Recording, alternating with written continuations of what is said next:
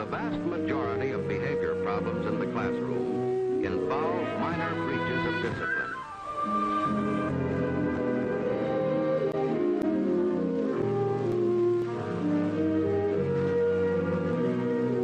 Well, hurry up, don't take all day.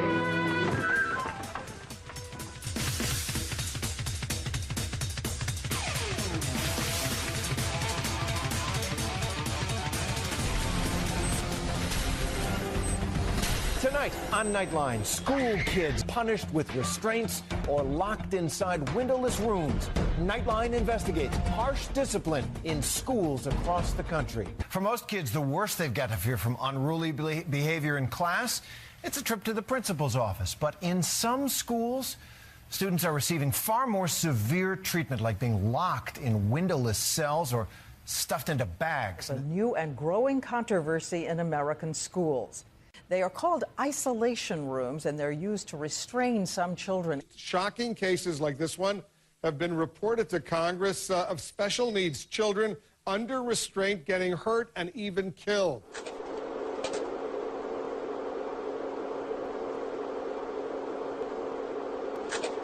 Including those like Andre with behavior disabilities, later tied Spread Eagle to a restraint point. No. They had this really big man that pinned me to the ground. They cross your arms and like hold you like that. They'd lock you in there, and it was dark. There's no windows. You're just stuck in there for the whole day. It's scary, really scary. Think about it. Just put the vision of your child, your grandchild, your next door neighbor child in this picture. These are 4- and 5- and 6-year-old kids. None of us would stand for this with our children or our grandchildren. Not for a minute. You know what that reminds me of, folks? You know where I was last Saturday? I was in Guantanamo, Cuba. We went and saw the cells and stuff where, Chris, they keep the most dangerous terrorists in the world. And you know what their cells look like? That. My story begins when I was in first grade in Lexington, Massachusetts School District, a very well-renowned school district.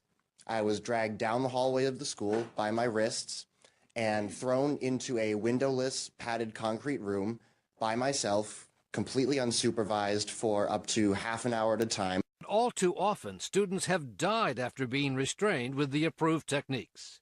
The most recent, 16-year-old Corey Foster. A surveillance tape shows the young man as he apparently refused to stop playing basketball. And then, says his mother, Sheila Foster, they forced him to the ground. There was nothing therapeutic about that. A short time later, Corey Foster was dead. Is it your sense that some of these people, they probably think they're doing the right thing, protecting the student, protecting others in that room, are just not well trained?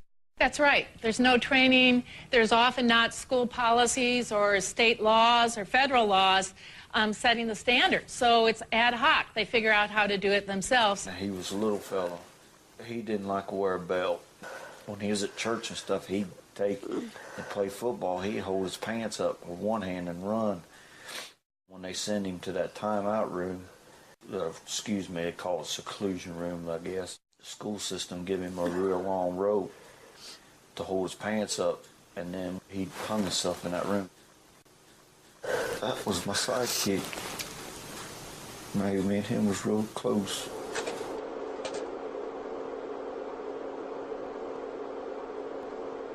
Think about your family. You don't have to take this to the abstract. These children cannot defend themselves against this practice, and their parents can't speak for them if they don't know.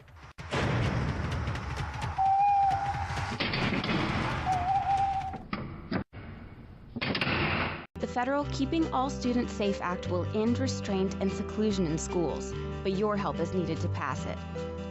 Our amazing new website will put you and millions of Americans in instant touch with your member of Congress, so you can tell them directly how you feel about the Keeping All Students Safe Act. Thousands of children and families have nowhere to turn, nowhere but you. Join this groundbreaking movement and support this critical Kickstarter campaign now. Be the solution. Keep all students safe.